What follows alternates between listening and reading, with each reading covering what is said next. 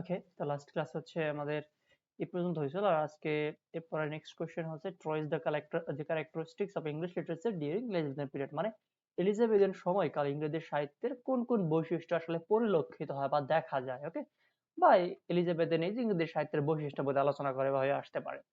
ইন্ট্রোডাকশনে কি লেখা আছে? English literature has much enrichment during some particular period. ইংরেজি সাহিত্য বেশ কিছু সময় বেশ ভালো উন্নতি হয়েছে, মানে সব সময় না কিন্তু, যেমন বোধহয় 8টা 9টা এইজ আছে, বাট সব এইজে সব সাহিত্য বা সাহিত্যের সব জনরা ঠিকঠাক মতো কিন্তু এনরিচ হয়নি বা অতটা ডেভেলপড হয়নি।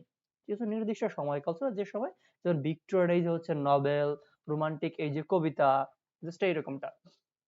এরপর বলছে among this period, সেই পিরিয়ড গুলোর মধ্যে the Elizabethan age is one of the greatest one. ওকে, যে এলিজাবেথেন এজটা হচ্ছে মানে তাদের মধ্যে অন্যতম একটা আর কি, যে সময় ইংলিশ সাহিত্যের অনেক বেশি উন্নতি হয়েছিল। It is regarded as the most creative period in English literature. মনে করা হয় এটা হচ্ছে ইংরেজি সাহিত্যের সবচেয়ে সৃষ্টিশীল সময়। দ্যাট ইজ ওয়াই জন্য সাম টাইটেলড, মানে কিছু লোকজন আছে বা কিছু সমালোচক আছে, তারা এটাকে টাইটেল দিয়েছে কি, it as the golden age of English literature, ইংরেজি সাহিত্যের স্বর্ণযুগ। The duration of this period is 1558 to 1603. এই পিরিয়ডের ডিউরেশন বা সময়কাল কত? 1558 সাল থেকে 1603 সাল পর্যন্ত আর কি। ওকে, অলমোস্ট হচ্ছে 45 ইয়ার্স। দেন বলছে this period was named after the name of Queen Elizabeth one, যে এই মানে পিরিয়ডের নামকরণ করা হয় কুইন এলিজাবেথের নাম অনুসারে, মানে রানী প্রথম এলিজাবেথের নাম অনুসারে। কয়েকদিন আগে মারা গেল বা কিছুদিন আগে মারা গেছে রানী দ্বিতীয় এলিজাবেথ, উনি না কিন্তু, ওনার আগে যে ছিল আর কি, ওনার আগে বলতে হচ্ছে ওনার বেশ কিছু আগে, প্রায় 500 বছর আগে, 600 বছর আগে। আচ্ছা, এরপর বলছে under the rule of Queen Elizabeth England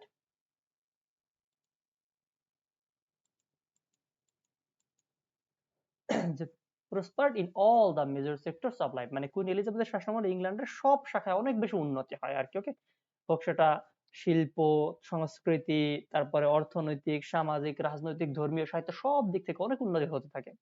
The Elizabethan era was massively influenced by the spirit of Renaissance, এবং এই এলিজাবেথেন এরা বা এলিজাবেথেন এই যে আমরা রেনেসার একটা প্রভাব দেখতে পাই আর কি। ওকে, মানে এই রেনেসার জন্যই মেনলি এই এজটা এতটা প্রোডাক্টিভ বা ফার্টাইল ছিল। যে Renaissance was A movement of art and culture as well as of human life. Renaissance কি, এটা হচ্ছে মানে সংস্কৃতিতে বা শিল্পে বা মানুষের জীবনে একটা মানে বলা যায় নবজাগরণ আর কি, বা একটা আন্দোলন হয়েছে। all the branches of literature, Greek and Latin ideas began to force themselves upon English, যে রেনেসার প্রভাবের জন্য প্রাচীন গ্রিক বা রোমান সাহিত্যের যে ধারা, সেই ধারাটা আবার নতুন করে চলে আসে মধ্যযুগীয় ধ্যান ধারণা বাদ দিয়ে। এরপর বলছে the new romanticism of the Elizabethan age is for the remote the wonderful and beautiful. এমনকি রোমান্টিক যে ধারণা, এটা কিন্তু আমরা এলিজাবেথেন এজে শুরু দেখতে পাই, যে অজানাকে জানা, অদেখাকে দেখা, মানে কল্পনার উপরে বেশি গুরুত্ব দেওয়া, সৌন্দর্যকে ভালোবাসা, যেগুলো রোমান্টিক এজের মেইন ফিচার বা ফরমোস্ট ফিচার্স আর কি। It reflects original romanticism that revived during the beginning of romantic age in 1798, যে রোমান্টিক এজের সূচনাটা মানে হয় এলিজাবেথেন এজে, যদিও এটা পরিপূর্ণতা পায় 1798 সাল উইলিয়াম ওয়ার্ডসওয়ার্থ এবং স্যামুয়েল টেলর কোলরিজের লিরিক্যাল ব্যালান্স পাবলিশ করার মাধ্যমে, যার ফলে এই যে নামকরণই করা হয় romantic age.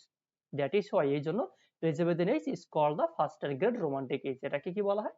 First romantic age বলা হয়, যদিও রোমান্টিক এজের ডিউরেশন কিন্তু আরো অনেক পরে। Let us discuss the characteristics of English literature during the Elizabethan period. এখন আমরা দেখি এলিজাবেথেন এজে ইংরেজি সাহিত্যের কোন কোন বৈশিষ্ট্যগুলি ছিল।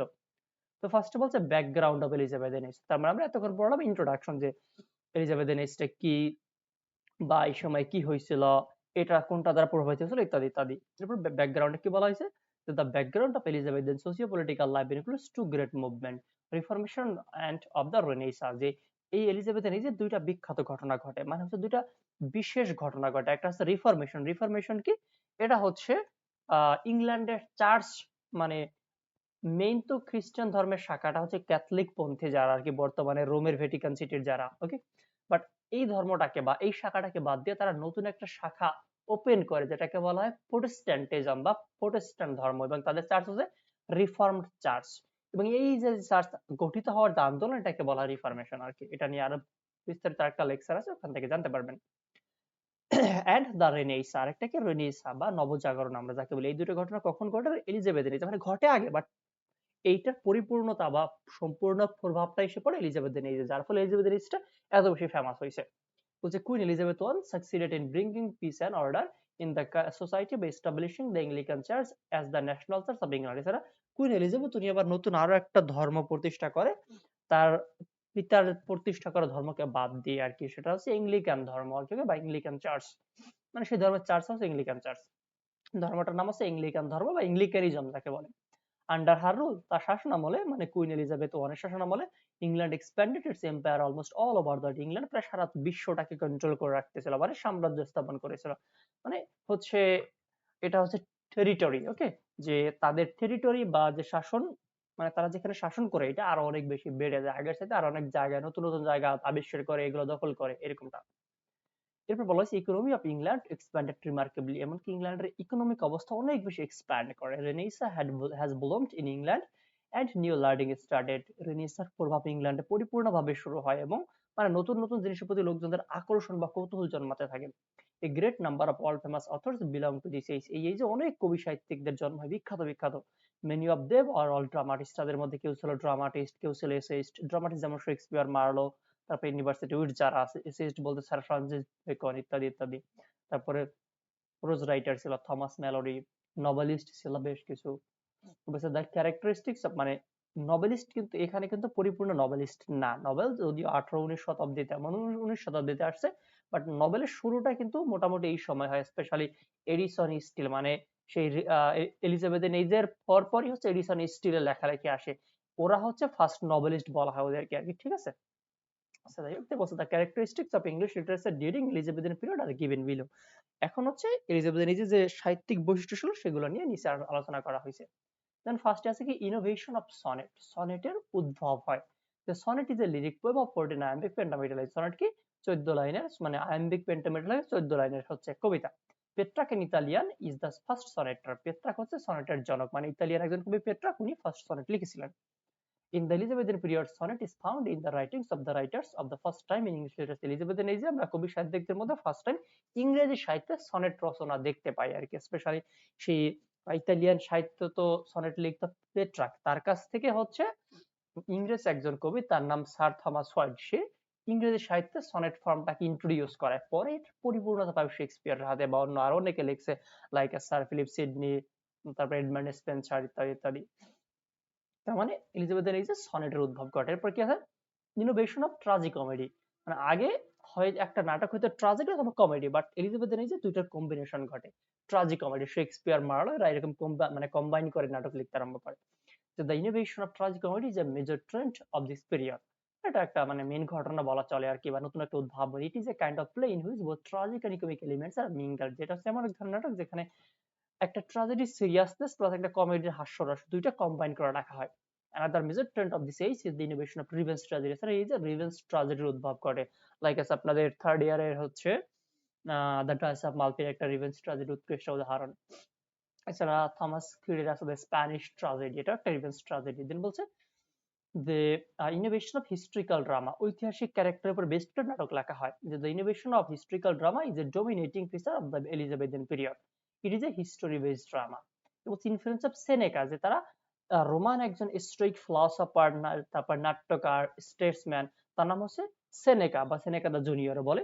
তো তার দ্বারা প্রভাবিত হয়ে কবি সাহিত্যিকরা এই জন্য লেখালেখি করছে, যে Seneca is a Latin dramatist, Latin বলতে রোমান বোঝানো হয়। His tragedies are known as Senecan tragedy, তার ট্রাজেডি কি বলে সেনেকান ট্রাজেডি। যেমন শেক্সপিয়ার যে নাটকগুলো লিখছে আমরা কি বলি শেক্সপিয়ারিয়ান ড্রামাস বা শেক্সপিয়ারিয়ান ট্রাজেডি, তো এরকম সেনেকা যা লিখছে এটাকে বলে সেনেকান ট্রাজেডি।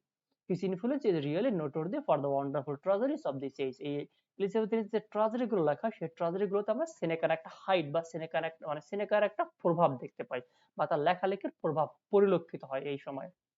এরপর কি আছে adoption of blank verse in drama, তারা ব্ল্যাঙ্ক ভার্স অনুকরণ করে এরকম নাটক লিখতে, স্পেশালি মার্লো। যে blank verse is a type of writing in which there is no rhyme at the end, যে ব্ল্যাঙ্ক ভার্স হচ্ছে একটা লেখার ধরন যেখানে মানে যেটা লেখা হয় হচ্ছে কবিতার মতো করে, বাট কোনো রাইম স্কিম থাকে না, ওটা শুধুমাত্র আয়াম্বিক পেন্টামিটার মেনটেন করে লেখা হয়, মানে প্রত্যেক লাইন আয়াম্বিক পেন্টামিটার, মিটার ঠিক থাকে বাট রাইম কোনো মেনটেন করা হয় না, মানে অন্তমিল থাকে না। Before the Elizabethan period play was written in couplet heroic couplet, Elizabethan এজের আগে নাটক লেখা হয়তো কাপলেট বা হেরোইক কাপলেট মানে কবিতার মতো করে, বাট এলিজাবেথেন এজে এসে স্পেশালি ক্রিস্টোফার মার্লো উনি হচ্ছে এই ব্ল্যাঙ্ক ভার্সটা ইন্ট্রোডিউস করায়। বলছে violation of unity of time and unity of place, third ইয়ারে আপনার পয়েটিক্স মানে যখন উঠবেন থার্ড ইয়ারে তখন ওখানে একটা টেক্সট থাকবে পয়েটিক্স ইন্ট্রোডাকশন লিটারেচারের মধ্যে, ওখানে দেখবেন এরিস্টটল সে বলছে একটা নাটক লিখতে সাধারণত 3টা ইউনিট লাগে, unit of place, unit of time and unit of action, মানে ঘটনার ঐক্য, সময়ের ঐক্য আর কাহিনী বা কি ঘটনার ঐক্য, সময়ের ঐক্য আর স্থানের ঐক্য। ওকে, এগুলা এতটা বিস্তারিত এখন আলোচনা করতেছি না। তো এই তিনটা জিনিস লাগে, কিন্তু এই যে এলিজাবেথ এলিজার নাট্যকার তারা জাস্ট একটা মেনটেন করতে, ইউনিট অফ অ্যাকশনটা মানে ঘটনার ঐক্য, but unit of time, unit of place এগুলো তারা মেনটেন করতো না। According to the classical writers বা rules, unit of time, unit of place, unit of action should be maintain. যে ক্লাসিক্যাল নিয়ম হচ্ছে এই তিনটা মেনটেন করতেই হবে একটা নাটকে। বাট ইন দিস এজ, কিন্তু এই সময়ে two classical rules are not maintain, যে ওই যে দুইটা classical rules unit of time, unit of place, এই দুটো মেনটেন করা হতো না। কেন হতো না, এটার মানে কারণ আছে, থার্ড ইয়ার উঠলে আরো বিস্তারিত আছে, যে এগুলা মেনটেন করে নাকি নাটক বিশ্বাসযোগ্যতা লাভ করে অডিয়েন্সদের কাছে। ওকে, বাট মেনটেন না করলে সেটা হয় না। এটা হচ্ছে কারণ। এরপর বলছে রিটার্ন টু নেচার, তার নেচার নিয়ে লেখালেখি আরম্ভ করে। Return to nature is another prominent feature of this period. The presence of nature is vivid in the writings of the writer. যে লেখকদের লেখালেখিতে আমরা নেচারের প্রেজেন্ট পাই আর কি, মানে তারা ন্যাচারাল প্রেজেন্টেশন পাই, যে তারা নেচারকে নিয়ে বা তারা নেচারকে রিপ্রেজেন্ট করে সাহিত্যকর্ম লিখত, একটা রোমান্টিকদের মতো। এরপর বলছে মাল্টি ডাইমেনশনাল ক্যারেক্টারাইজেশন, যে তারা মানে বিভিন্ন রকমের চরিত্র ইন্ট্রোডিউস করাইতো। Numerous characters are found in the dramas, both major and minor characters hold important place. যে ক্ষুদ্র চরিত্র বা বৃহৎ চরিত্র মানে হচ্ছে যে সিরিয়াস বা ইম্পর্টেন্ট চরিত্র, একটু কম লেস ইম্পর্টেন্ট চরিত্র, এদের মানে এদের অনেক ইউজ করা হয়তো নাটকে আর কি। মানে অনেক চরিত্র থাকতো, মাল্টি ডাইমেনশনাল চরিত্র যাকে বলে। এটা বলছে ইনোভেশন অফ মডার্ন প্রোজ, আধুনিক গদ্যের উদ্ভব হয় এই যে, কিন্তু যে prose writing get an elevated style and excellence in this period, যে নির্দিষ্ট মাত্রা পায় গদ্য সাহিত্য। Francis Bacon contributed to a lot to the upliftment of prose. Sir Francis Bacon উনি গদ্য সাহিত্যের উন্নতি বা উৎকর্ষতায় অনেক অবদান রাখেন।